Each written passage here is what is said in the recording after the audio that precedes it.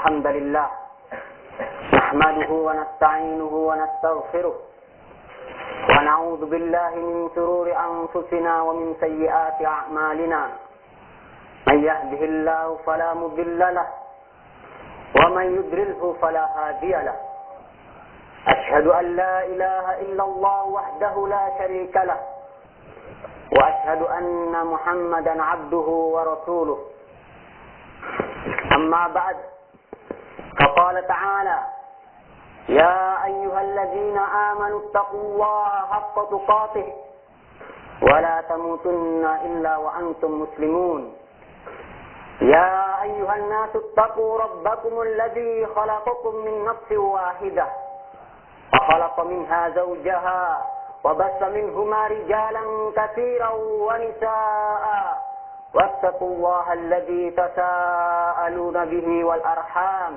إن الله كان عليكم رقيبا يا أيها الذين آمنوا اتقوا الله وقولوا قولا سديدا يصلح لكم أعمالكم ويغفر لكم ذنوبكم ومن يطع الله ورسوله فقد فاز فوزا عظيما ثم ما بعد فإن أصدق الحديث كتاب الله وخير الهدي هدي محمد صلى الله عليه وعلى آله وسلم وشر الأمور محدثاتها فإن كل محدثة بدعة وكل بدعة ضلالة وكل ضلالة في النار ثم ما بعد فيا عباد الله أوصيكم نفسي وإياكم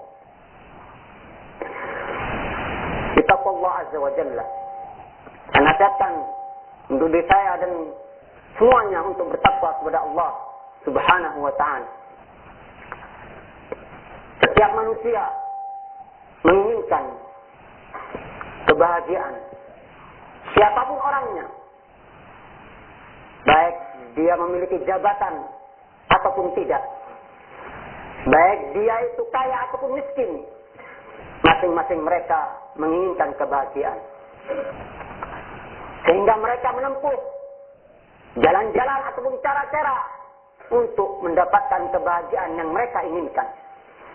Tetapi pada hakikatnya kebahagiaan tersebut tidaklah akan diperoleh kecuali dengan iman kepada Allah Subhanahu wa ta'ala.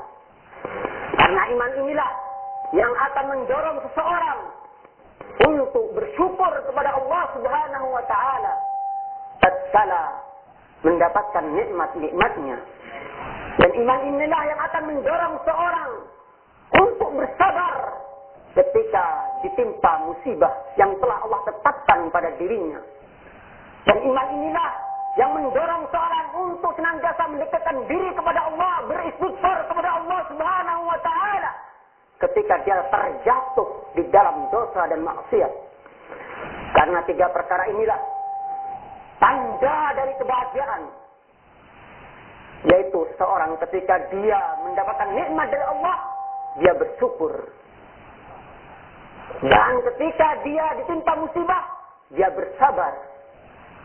Dan ketika dia terjatuh di dalam kemaksiatan, maka dia bertaubat kepada Allah, beristighfar kepada Allah Subhanahu wa ta'ala. Maka orang demikian inilah dialah yang akan meraih kebahagiaan yang sejati di dunia maupun di akhirat kelak. Ibadallah rahimani rahimakumullah jami'an. Kebahagiaan ini tentunya ditempuh dengan iman. Dan hakikat iman adalah beriman terhadap perkara yang gaib. Kalau perkara yang zahir, niscaya semua manusia ini akan beriman. Semua manusia akan beriman di dalam perkara yang gaib, perkara yang zahir. Adapun di dalam perkara yang gaib, inilah penentu iman seseorang. Misalnya disebutkan dalam hadis, "Raka'atan fajr khairun minad dunya wa ma fiha." Misalkan seperti itu. Banyak orang yang tidak beriman sehingga mereka tidak melakukan salat tersebut, meninggalkannya. Tetapi kalau seandainya Rasulullah mengatakan raka'atan fajr, ya, man ata bi salatul fajr, raka'atain fajr, melakukan 2 sholat fajr ini, maka dia akan mendapatkan uang 1 juta misalkan. Tentang, niscaya semua orang akan melakukan sholat ini. Tetapi dalam tataran gaib, manusia ini ada yang beriman dan ada yang tidak. Oleh karena itu, hakikat iman adalah beriman terhadap yang gaib. Di antara perkara yang gaib adalah al-jannah. Al-jannah inilah kenikmatan yang tinggi, yang setiap mukmin menuju kepadanya, menginginkan kepadanya. Dan tidaklah himmah setiap muslim ini adalah al-jannah. Tidaklah dia meminta kecuali al-jannah. Kita lihat bagaimana para salafus saleh. Tidaklah mereka itu menginginkan kecuali al-jannah. Tidaklah mereka itu bertanya atau meminta kecuali al-jannah. Berbeda dengan diri kita. Kalau diri kita, ketika kita kumpul-kumpul, kita menanyakan apa kerjaan yang baik bagi kita. Ya? Kamu sudah kerja apa? Apa kira-kira pekerjaan yang baik? Tetapi para sahabat tidak demikian keadaannya. Mereka menanyakan ya, satu amalan yang bisa mendekatkan diri dia kepada Allah Subhanahu Wa Taala. Mereka menanyakan satu amalan yang bisa memasukkan mereka kepada jannah Allah. Mereka bertanya kepada Rasul Sallallahu Alaihi Wasallam tentang perkara-perkara yang bisa menjauhkan diri mereka dari al-jannah. Himmah mereka dari al-jannah. Oleh karena itu, jadikanlah himmah ini himmah kita pula. Hendaklah diri kita ini memiliki himmah, yaitu untuk masuk al-jannah. Ikhwanul kiram rahimani wa rahimakumullah jami'an. Antum telah mengerti dan mengetahui tentang kenikmatan yang ada dalam al-jannah. Semuanya kita sudah mempelajari. Silakan kalian baca dalam Al-Quran maupun hadis-hadis Nabi Sallallahu Alaihi Wasallam. Maka di sana akan terdapat kenikmatan-kenikmatan jannah. Dan ini sudah sering disampaikan masalah kenikmatan yang ada di jannah ini. Apa saja yang telah Allah beritakan dalam Al-Quran dan yang diberitakan Rasulullah Sallallahu Alaihi Wasallam dari hadis-hadisnya yang sahih, maka itu belum ada seberapanya dengan hakikat yang ada di jannah. Belum ada seberapanya itu yang telah Allah beritakan di dalam Al-Quran maupun dalam hadis. Ya. Itu tidak seberapanya. Ya. Masih ada, masih banyak yang disembunyikan oleh Allah Subhanahu Wa Taala yang dipersiapkan oleh kaum mukminin di jannah nanti. Diriwayatkan oleh Abu Hurairah radhiyallahu anhu. Qala Rasulullah sallallahu alaihi wasallam, qala Allah Ta'ala, a'adattu li ibadiyal mu'minin ma la 'ainun ra'at wa la udhunun sami'at wa la khatara ala qalbi bashar. Waqra'u ma syi'tum. Fala ta'lamu nafsum ma ukhfiya lahum min qurrati a'yun jazaa'an bima kanu ya'malun. Kata Rasulullah sallallahu alaihi wasallam, Allah berfirman, aku persiapkan bagi hamba-hambaku yang salihin di jannah nanti satu kenikmatan mala ainun ra'at, yang tidak pernah dilihat oleh mata, wala udhunun sami'at, dan tidak pula pernah didengar oleh telinga, wala khatara ala qalbi bashar, dan tidak pula terbetik di dalam dada seseorang.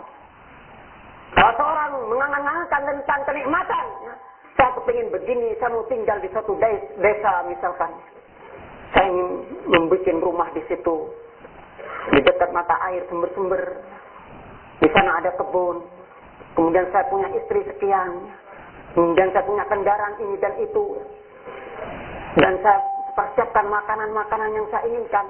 Silakan kalian angan-angankannya. Dan itu tidak ada seberapanya nanti dengan kenikmatan yang ada di jannah. Allah persiapkan bagi orang-orang yang salihin, orang-orang yang beriman, ya, tentang kenikmatan al-jannah ini yang luar biasa kenikmatannya, yang tidak pernah terbetik di dalam dada-dada kita. Aqulu ma sami'tum wa sallallahu ala nabiyyina Muhammadin.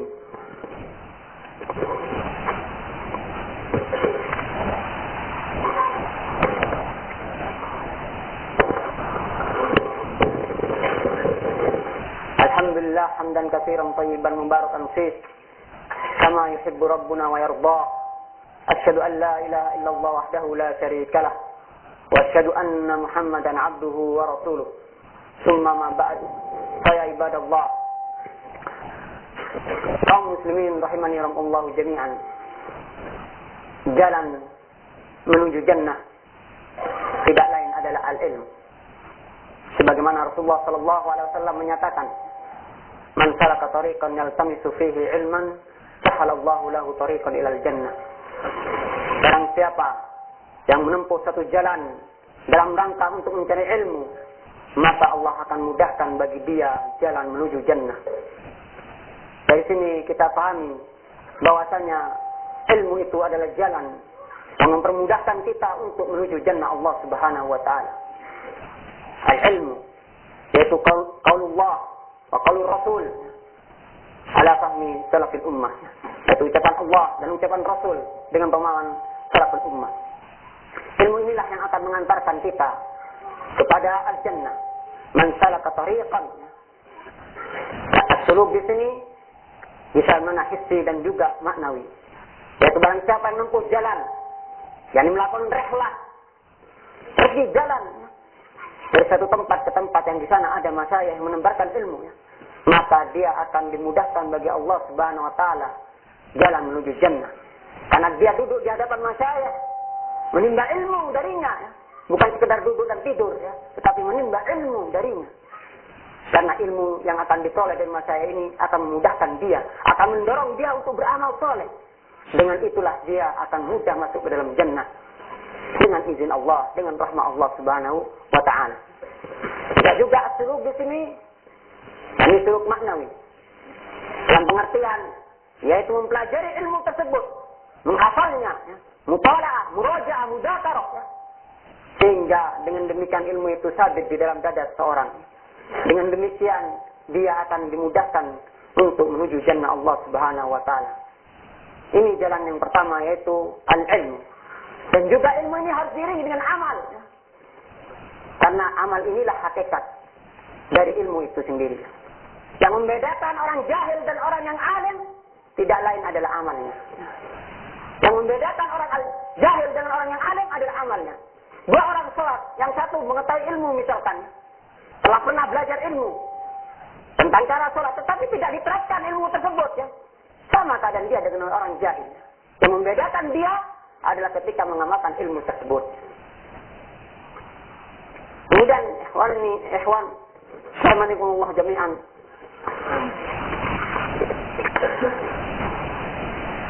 kita adalah beramal dengan ilmu yang telah kita miliki. Karena barang siapa yang tidak mau mengamalkan, nanti akan menyesal. Sebagaimana keadaan orang-orang kafir. Banyak peluang sebetulnya kita untuk beramal di dunia ini, tetapi kita mungkin lemah iman kita meninggalkan amalan tersebut, tidak mau bermusabaqah dalam amalan tersebut, sehingga yang demikian ini akan menyebabkan kita merugi nanti di akhirat.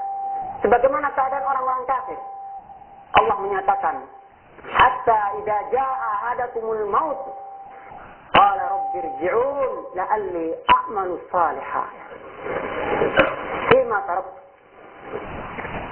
Kata Allah Subhanahu wa taala menyebutkan tentang keadaan orang kafir. Sampai ketika datang kepada salah seorang dari orang kafir tersebut kematian, al-maut, maka dia menyatakan, qala rabbirji'un, wahai Rabbku, kembalikanlah aku ini ke dunia. Kembalikan aku ke dunia. Untuk apa?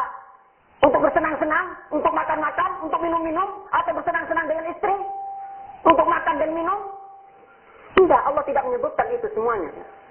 La'alli a'mal salih, supaya aku bisa beramal saleh. Fima taraktu, sebab apa yang telah aku tinggalkan dulu ketika aku di dunia ini, ada kesempatan beramal, tidak mengamalkan aku. Aku tinggalkan itu semuanya. Aku sibuk dengan makan, dengan minum, sibuk dengan istri, sibuk dengan anak. Tak sempat saya belajar, tak sempat saya beramal. Sibuk saya.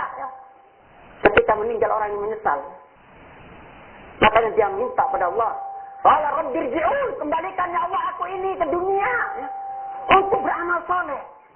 Yang dulunya aku tinggalkan amalan soleh tersebut. Kami sibuk dengan dunia. Oleh karena itu, hendaklah kita beramal. Dan memang orang yang menuntut ilmu itu otomatis akan mengorbankan dunianya. Demikian juga orang menuntut dunia, mencari dunia, yang cinta terhadap dunia, otomatis akan mengorbankan akhiratnya. Sebagaimana Rasulullah SAW menyatakan, Man talaba ad-dunya adarra fil akhirah. Wa man talaba al-akhirah adarra fid dunya. Fa'adirru al-fani lil baqi. Kama qala Rasulullah sallallahu alaihi wasallam, dan hadis ini disahihkan oleh Al-Imam Al-Albani di dalam Sahihah. Kata Rasulullah sallallahu alaihi wasallam, dan siapa yang mencari dunia, maka dia otomatis akan mengorbankan akhiratnya. Semakin dia mencari dunia, semakin sibuk dengan dunianya, otomatis akhiratnya semakin ditinggalkan. Semakin dilalaikan, semakin dilupakan akhiratnya. Demikian juga orang yang menuntut akhirat, mencari akhirat dengan talabul ilm. Datang di hadapan masyayikh, belajar, kemudian murojaah, sibuk waktunya dengan ilmu. Baca, terus demikian. Sibuk dengan ilmu, otomatis dia akan korban akhiratnya. Korban dunianya. Dikorbankan dunianya. Semakin banyak waktu dia diluangkan untuk ilmu, untuk akhirat ini, maka semakin banyak pengorbanan dia terhadap dunianya. Tidak sempat dia mau bisnis ini, bisnis itu. Tapi sibuk dia dengan, kata Rasulullah SAW, maka korbanlah yang sementara sifatnya ini, dunia ini. Korbanlah yang sifatnya sementara ini. Demi untuk meraih yang kekal, yaitu akhirat. Wallahu a'lam bishawab. Wassallallahu ala nabiyyina Muhammadin wa alihi wasallam. Alhamdulillahirabbil alamin. Wassalamualaikum warahmatullahi wabarakatuh.